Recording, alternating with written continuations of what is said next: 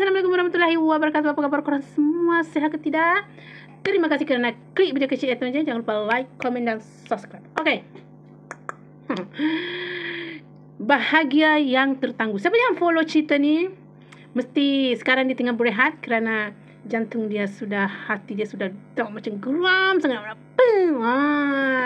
Itulah yang saya rasa. Okay. Episod 13, 14, 15, 16 sudah habis.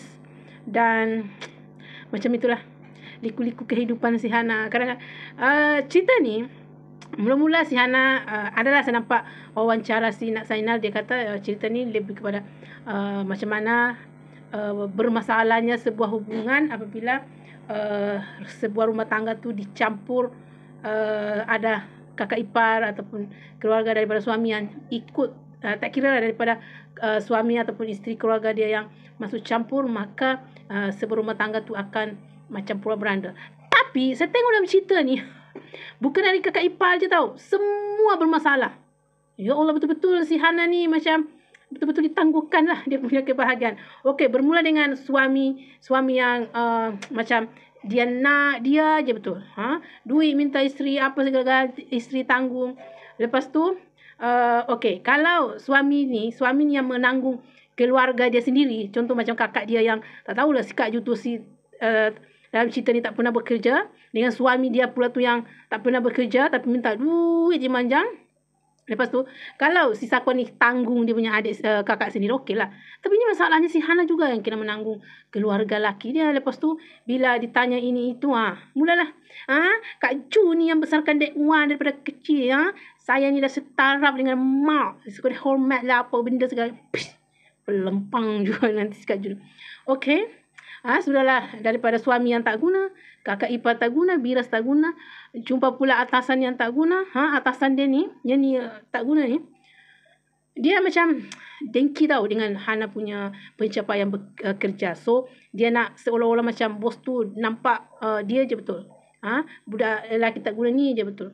Okey, dalam episod yang minggu ni, Hana kan dah balikan perceraian, naik mahkamah lah.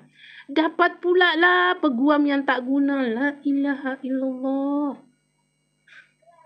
Peguam yang tak guna bekerjasama dengan si Sakwan untuk cipta satu perjanjian. Sebab si Hana kan si Hana kan dia nak hak penjagaan si Raikal. Sedangkan si Raikal ni dia sudah Kak Ju, Azrin dengan Sakwan dah hasut kepala dia. Yang seolah-olah sebenarnya mak si Hana ni adalah orang yang tak bertanggungjawab, abaikan si Raikal, selalu mungkir janji, macam-macam. Dan si Armin pula dituduhnya, dikatanya si Armin tu adalah penyebab kenapa mak dengan ayah tak boleh bersama lagi, sebab si Armin ni jahat. Dan si anak buah si Armin pula adalah penyebab yang kononnya dia nak ambil mak si Raikal. So si Raikal ni memberontak lah. Benci aku lihat watak si Raikal dalam cerita ni. Si Raikal ni memberontak. Dia seolah-olah macam mak dia ni dah tak sayang dia. Dia selalu mungkir janji. Dia selalu tinggalkan dia di rumah sebab bekerja kan. Sedangkan si Zakwan ni, Dek Wan, dia selalu ada masa dengan si Raikal. Sebab dia sebenarnya dah dibuang kerja. Dah dibuang kerja. Banyaklah masa dia dengan si Raikal. Bila dia banyak masa dengan si Raikal, dibasuhlah otak budak ni supaya dia benci dengan mak dia. Jadi si Raikal pun dia tak mau tahu pergi si Hana. Dia kata si Hana jahat, si Uncle Armin jahat. Dia basuh otak dia.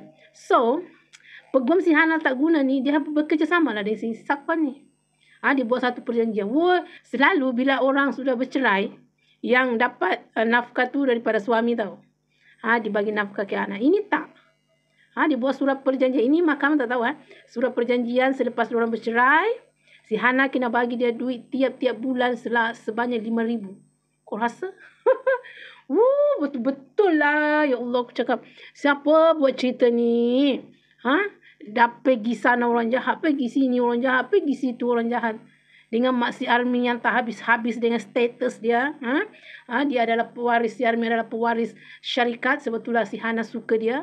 Sebab otak dia pun dah dibasuh dengan si Kak Ju. Allahu. Dengan si Surayanya lagi, yang dia nak keneng-kenengkan dengan si Armin. Dengan tak putus asanya konon.